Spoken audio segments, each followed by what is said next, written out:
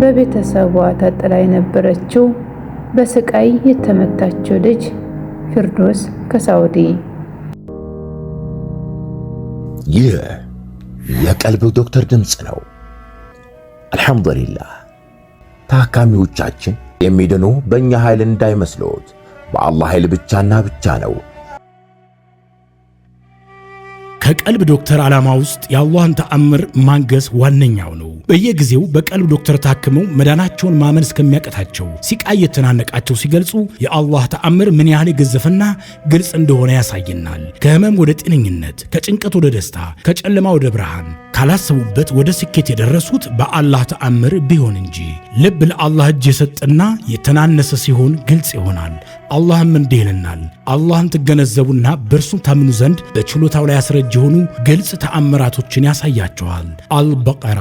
ኑ በአላህ ቃል የአላህን ተአምር እናግስ። ሕክምና ማግኘት ሲፈልጉ ይሄንን ሊንክ ይጫኑ።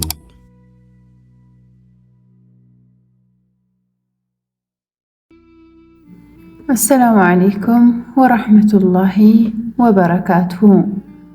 ውድና የተከበራችሁ የቀልብ ዶክተር ቤተሰቦቻችን እንደምን ከረማችሁ?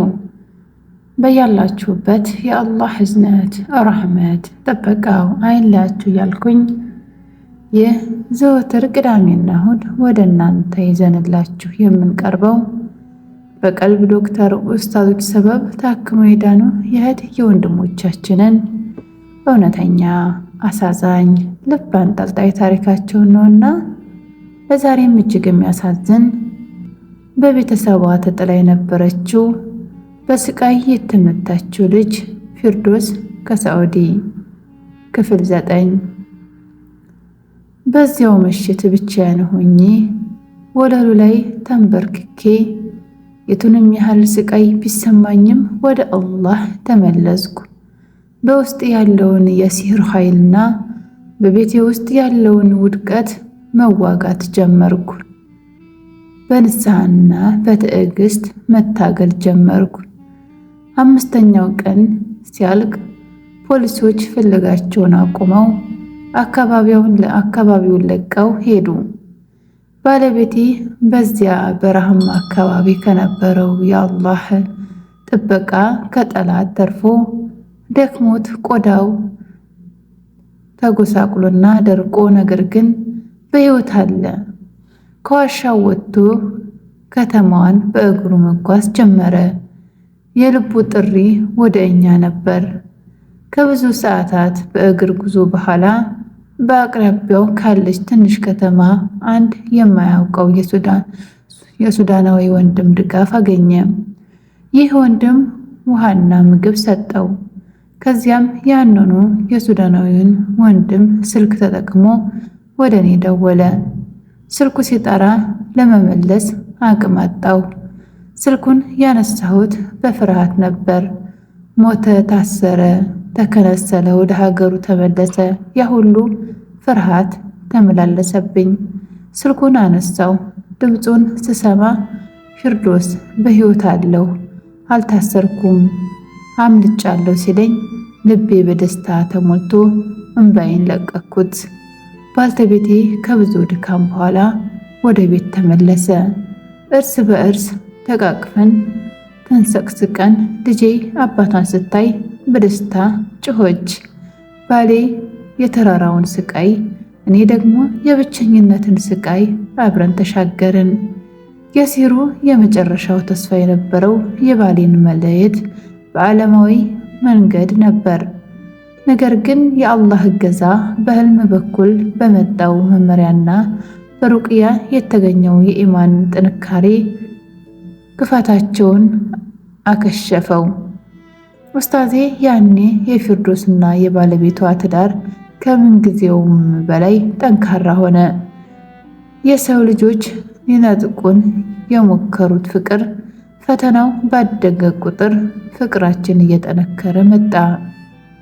ያ የመከራው ወቅት እኔን ከባለቤቴ ጋር ለዘላለም አጣበቀን። ሲሩ ቤተሰቦቼን እንድጠላ አልፈለገም።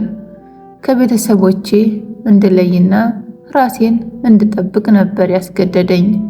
ባለቤቴ ከሞት ከተመለሰ በኋላ በቤታችን የተሰማው ሰላምና ደስታ ከዚህ በፊት ከነበረው የበለጠ ጥልቅ ነበር።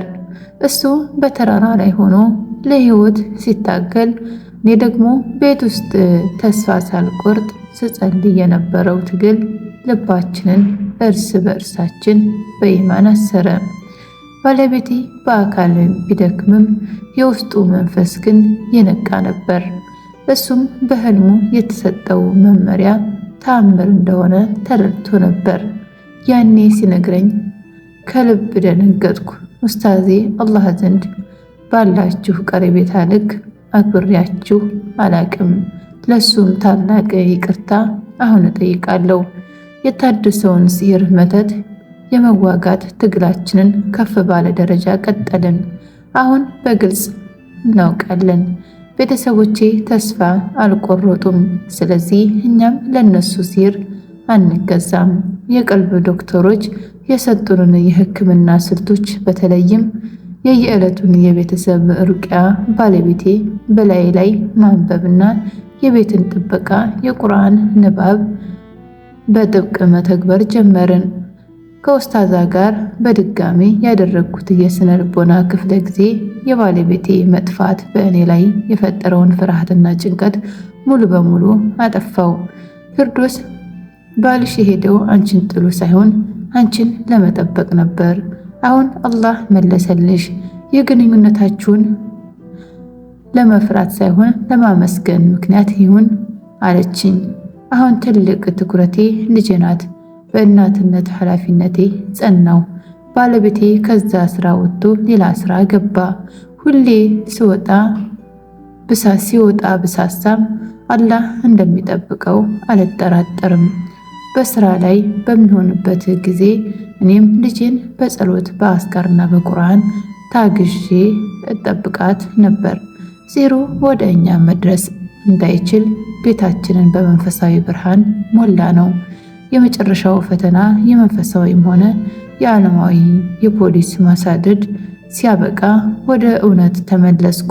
ቤተሰቦቼ ፍቅር የሌላቸው ከመሆናቸውም በላይ ክፋት የተጠናወታቸው ናቸው። እነርሱ በእስልምና ላይ ያለኝን ጽናት እስካላቆምኩ ድረስ እኔን ማሰቃያትን አያቆሙም። ካሁን በኋላ ለስሜታዊ ሰላሚና ለትዳሬ ደህንነት ብዬ ከቤተሰቦች ጋር ያለኝን ግንኙነት ሁሉ በስሜት አቆምኩ። ይህ ማለት እነርሱን መጥላት ሳይሆን ክፋታቸው ወደ እኔ እንዳይደርስ መከላከያ ግድግዳ መገንባት ማለት ነው። አንድ ቀን ወደ ኡስታዝ አቡ ሙሳ መልእክት ልኬ እንዲህ አልኩኝ፣ አሁን ምን ማድረግ አለብኝ? አሁንም ቤተሰቦቼን እወዳቸዋለሁ፣ ይናፍቁኛል፣ ግን እፈራቸዋለሁ። ሲህርም እያደረጉብኝ ነው አልኩ። ኡስታዝም መውደድሽን አላህ ይወደዋል፣ ነገር ግን ራስሽን ከጥፋት መከላከል ሃይማኖታዊ ግዴታ ነው። እነርሱን ሙሉ በሙሉ ታያቸው፣ በዱዓሽ ውስጥ ምራቸው እንጂ ከእነርሱ ጋር ለመነጋገር አትሞክሪ።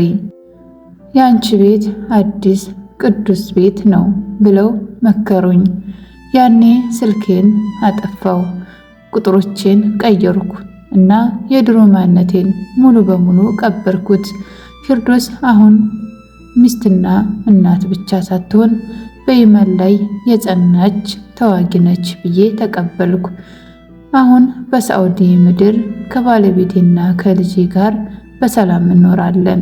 ባለቤቴ የተረጋጋ ስራ አለው፣ እኔ ደግሞ ቤተሰቤን በጸሎትና በፍቅር እመራለሁ። ቤታችን በቁርአን ድምፅ የተሞላ ነው። በሩቅያ ሕክምና የሰጡኝ የኢማን ጥንካሬ፣ በሳይኮሎጂ ደግሞ የአእምሮ ሰላም፣ እነዚህ የህይወት ዘመን ጋሻዎቼ ናቸው። ታሪኬ ፍጻሜ የለውም። ህይወት ፈተና ናት። እምነቴን ለመቀበሌ የከፈልኩት ዋጋ ከፍተኛ ነበር። አካላዊ ስቃይ፣ ስነ ልቦናዊ ድብርት፣ የመተት ውርጅብኝና የትዳር መናጋት። ግን በፈተናው አላህ ከእኔ ጋር ነበር። እኔ ፊርዶስ አሁንም በኢማኔ ላይ ጸንቻለሁ። ብዙ ስቃይ አይቻለሁ፣ ግን ተስፋ አልቆረጥኩም። አላህ ሁልጊዜ የብርሃን በር ከፋች እንደሆነ አውቃለሁ። ሰውነቴና ትዳሬ ከሞት ከተመለሰ በኋላ የነበረው ሰላም ከዚህ በፊት ተሰምቶኝ የማያውቅ ነው። ነገር ግን ያ የጠላት የመጨረሻ መሳሪያ የሆነው ሲር ምን ላይ ታስሮ እንደነበር ማወቅ ነበረብኝ። የታችን ታሪክ ክፍል 9ን ይመስል ነበር። በክፍል 10 እስከምንገናኝ ድረስ ወሰላሙ አለይኩም ወራህመቱላሂ ወበረካቱ። እንኳን ወደ ትክክለኛው የአፍያ መንደር በሰላም መጡ። የቀልብ ዶክተር በሲህር በጅን በአይንናስ እንዲሁም የስነ ልቦና ጫና የደረሰባቸው የሰው ዘር ፍጥረታት በሙሉ ታክሞ የሚድኑበት ነው። ሕክምናው በቁርአን፣ ሕክምናው በአስካሮች፣ ሕክምናው በዱዓዎች በሰደቃ የሚካሄድ ሲሆን ነቢያዊ ሱናን በተመረኮዙ እጅግ ጥበብና እውቀትን ባካበቱ የሩቃ ዶክተሮች ይታከማሉ። እወቁ፣ ሕክምናው ሸሪዓዊ ብቻ ነው። አያምልጦት፣ እድሉን ይጠቀሙ። ባሉበት ሆነው ራስዎን ያክሙ። ሕክምና ማግኘት ሲፈልጉ ተከታዩን ሊንክ ይጫኑ።